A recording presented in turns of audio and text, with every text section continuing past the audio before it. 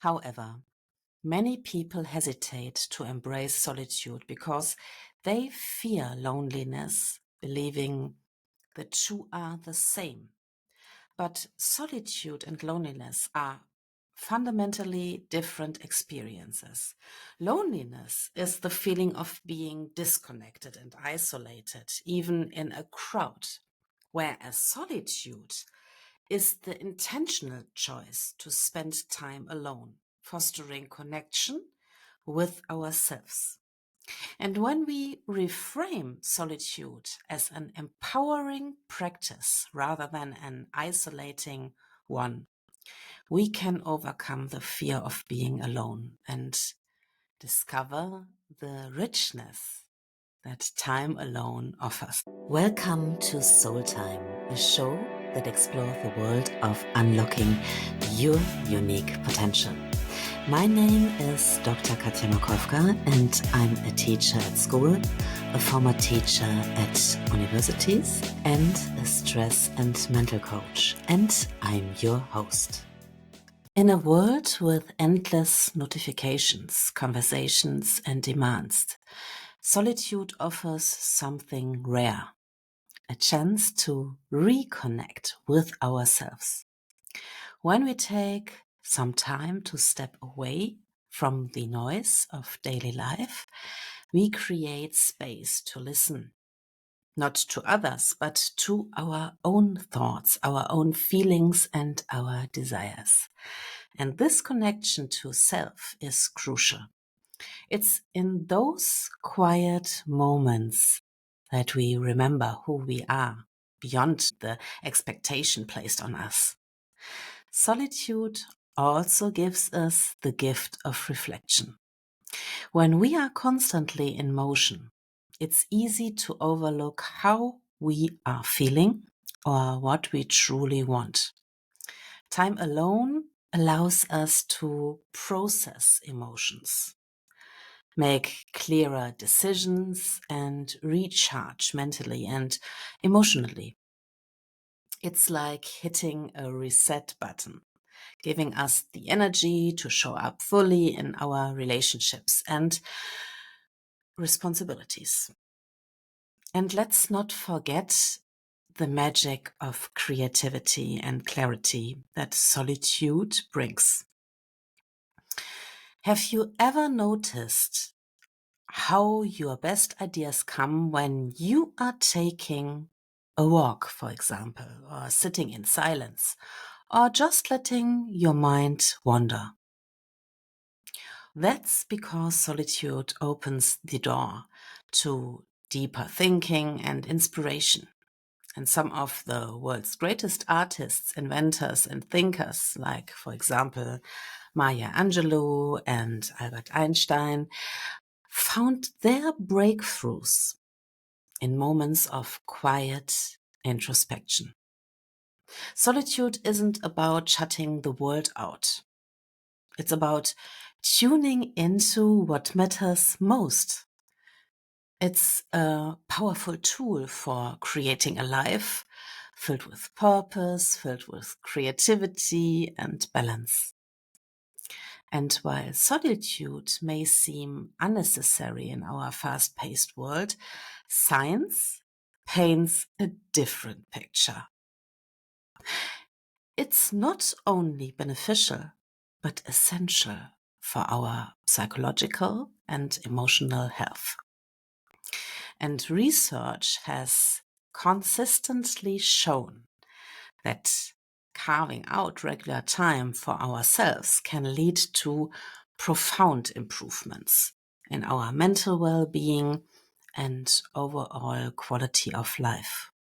And one of the most notable benefits of solitude is its ability to reduce stress and anxiety. Studies have found that even brief moments of intentional alone time can lower our cortisol levels, the hormones associated with stress. And when we are alone, we are free from the demands and expectations of others. and that allowing our nervous system to relax and to reset. This makes solitude an excellent antidote to the constant overstimulation of modern life. Solitude also sharpens our focus and problem solving skills. Especially in quiet moments, the brain has a chance to engage in what scientists call default mode thinking. This is when we reflect, process information, and make sense of complex issues. Without the distractions of conversation or external input, we can think more deeply and creatively. And moreover, regular alone time enhances emotional resilience and self awareness. And by spending time with ourselves on a regular basis, we gain a better understanding of our emotions, of our triggers, our thought patterns, and our experiences. And this self knowledge helps us respond to challenges more thoughtfully and maintain emotional balance during difficult times. In fact, psychologists suggest that solitude is a cornerstone of emotional regulation, helping us to process feelings in a healthy and constructive way. The science is absolutely clear. Solitude isn't a luxury, it's a necessity. By embracing time alone, we equip ourselves with the tools to navigate life with greater ease, greater clarity, resilience, and calm. It's not just about stepping away from the world, it's about stepping into a better version of ourselves. However, many people hesitate to embrace solitude because they fear loneliness, believing the two are the same. But solitude and loneliness are fundamentally different experiences. Loneliness is the feeling of being disconnected and isolated, even in a crowd, whereas solitude is the intentional choice to spend time alone, fostering connection with ourselves.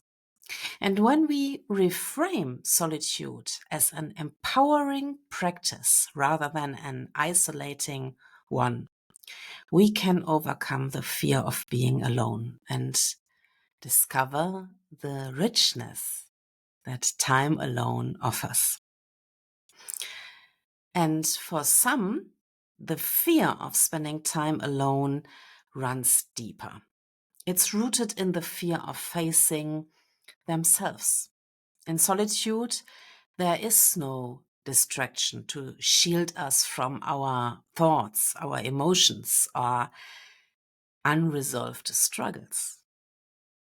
And this can feel intimidating, even overwhelming. But avoiding this introspection only delays the opportunity for healing and for growth. And by sitting with our thoughts, we learn to understand ourselves better, build resilience, and develop a healthier relationship with our inner world. Facing yourself is not a punishment. It's a path to self-acceptance and freedom. The first myth is solitude equals loneliness, like I mentioned before. It's a common misconception that solitude automatically leads to loneliness, but the truth is quite the opposite. Solitude can feel fulfilling, even joyful, because it's about being present with ourselves. It creates a space for self discovery and clarity. For example, think about taking a quiet walk in nature or spending a peaceful evening journaling. These moments don't feel empty, they feel grounding and peaceful. Solitude allows us to recharge, reflect, and cultivate a sense of inner peace that no external interaction can replace. The second myth is time alone is selfish. In reality, solitude is a form of self-care that benefits not only you, but also those around you. When you take the time to nurture yourself, you are better equipped to show up for your loved ones, for your friends with more patience, energy, and understanding. Think of it like recharging a battery. Without it, you risk running on empty. And prioritizing solitude isn't about neglecting others. It's about ensuring you can give them your best. And the third myth is solitude is unproductive, a waste of time. In our hustle-driven culture, stillness can seem counterintuitive, but stillness and reflection are essential for meaningful growth and achievement. Many great thinkers, from Albert Einstein to Virginia Woolf, created solitude as the source of their most creative ideas. When we step away from constant activity, we create space for innovation, for problem solving, and for deeper insights that fuel long-term success. And by challenging these, we can begin to see solitude not as something to fear or avoid, but as a powerful tool for self-care, creativity, and connection. Embracing solitude doesn't require dramatic life changes. It's about small but intentional steps that help us reconnect with ourselves. If you are not sure where to start, I have some practical ideas that can make solitude a meaningful and approachable practice. So, the first idea is start small. If the idea of spending extended time alone feels daunting, begin with just 5 to 10 minutes of quiet time each day. This could be sitting in silence and stillness with your morning coffee, pausing to breathe deeply, or simply closing your eyes and letting your mind wander. Starting small allows you to ease into solitude and build comfort with your own presence. The next tip is mindfulness practices. Mindful activities are an excellent way to deepen your connection with yourself. Journaling, for example, is crucial. Another strategy is meditation. Meditation encourages inner stillness, self-awareness, helping you become more attuned to your inner voice, or, for example, walking in nature without distractions. That can also be a powerful way to feel grounded while giving your mind the space to wander freely. The third hack is disconnect to reconnect. Our hyper-connected world often keeps us from experiencing true solitude. Taking intentional breaks from social media, emails, and other digital distractions allows you to reconnect with yourself. Try, for example, a digital detox for 1 hour an evening or even an entire day. Without the constant buzz of notifications, you will find it easier to tune into your thoughts and your feelings. The next idea is create a sacred space. Whether it's a physical space or a mental routine, having a solitude zone can make the practice feel more special and inviting. This could be a cozy corner in your home with a favorite chair and a journal, or a consistent time of the day where you focus on being alone. And by creating a ritual around your alone time, you signal to yourself that this is a valued and essential part of your day. And remember, solitude isn't about removing yourself from the world. It's about carving out moments to reconnect with your inner self. And with these practices, you will begin to notice how even brief periods of solitude can bring clarity, can bring inner peace and renewed energy into your life. And cultivating solitude has a crucial impact on our relationships too. In the first place, it might seem counterintuitive, but spending time alone can profoundly improve how we connect with others.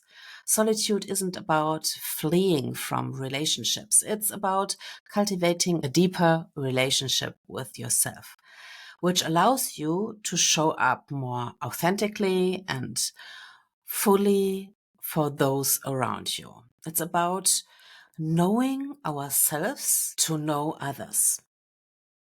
When we take the time to understand our thoughts, our emotions, and values in solitude, we develop a stronger sense of self. And this self awareness allows us to engage with others in a way that's genuine and grounded. And instead of reacting impulsively or projecting our insecurities on others, we approach relationships with clarity and empathy.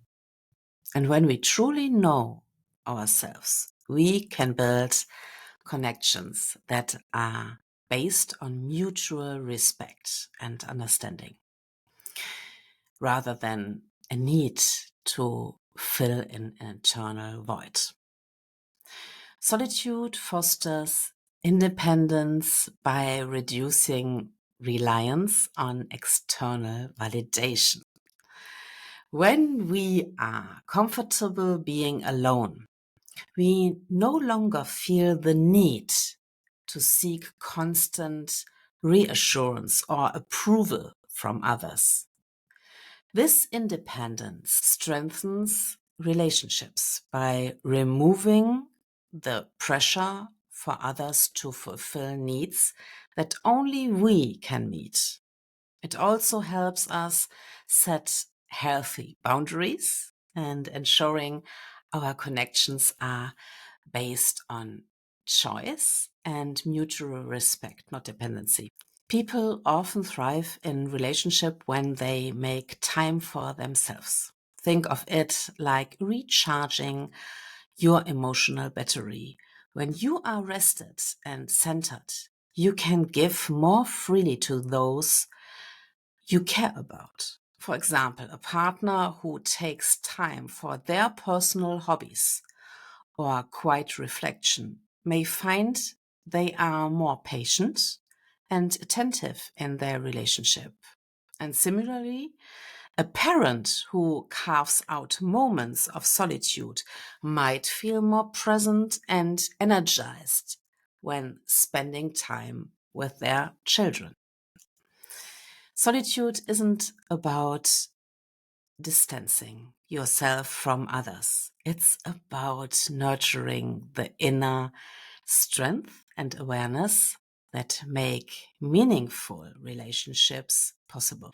And by taking the time to reconnect with yourself, you can build deeper, more authentic, and more fulfilling connections with those you love. And it's really helpful to start the practice of solitude early. Teaching children and young adults to value solitude is one of the greatest gifts we can offer them. When introduced early, solitude becomes a tool for building emotional maturity, resilience, and self awareness. And by learning to spend quiet moments with themselves, young people gain a deeper understanding of their thoughts and their feelings, which strengthens their ability to handle challenges and make decisions independently. And practical ways to incorporate solitude into daily routines might include encouraging journaling or quiet reading time or mindfulness activities like coloring or simply sitting outside in nature. These moments don't need to be long. Even 5 minutes of intentional quiet can create a foundation for self-reflection. And by exposing children and teens to solitude early, we help them develop confidence in their own abilities to navigate their inner world. And this self-assurance not only supports their personal growth, but also equips them to maintain healthy relationships and navigate the demands of adulthood with a calm and centered mindset. And to help you deepen your connection to solitude, here are a few journaling prompts to explore. First of all, reflect on the last time you spent meaningful time alone. How did it make you feel? And what did you gain from it? What is one activity you enjoy doing by yourself that brings you joy, peace, or clarity? Think about how you currently recharge your mental and emotional energy. Could solitude play a bigger role in this? Ask yourself. And are there any fears or beliefs that might be holding you back from embracing time alone? What would it take to release them? And imagine one way that embracing solitude could improve your relationships, creativity, or overall well-being. These prompts can guide you toward understanding the power of solitude and how it can enrich your life. So take your time and let your thoughts flow. And as we wrap up this episode, let's take a moment to reflect on the incredible power of solitude. It's not about shutting yourself off from the world. It's about opening up a connection with yourself. And solitude offers the chance to recharge, discover your true desires, and tap into the creativity and clarity that often get buried in the noise of daily life. So, here's my challenge for you today. Carve out just 10 minutes this week to embrace intentional solitude. Turn off the noise, put aside distractions, and be with yourself. Whether you journal, meditate, or simply sit quietly, notice how it makes you feel. You might be surprised by the insights and then share your experiences or reflections with someone close. Thank you for spending this time with me. Stay true, stay aligned, and I will see you next week. Thank you so much for taking the time to listen to Soul Time. I'm very grateful because you have given me the greatest treasure of your life, your time. If you enjoyed this episode, click the subscribe button so that you get a notification every time a new episode is out.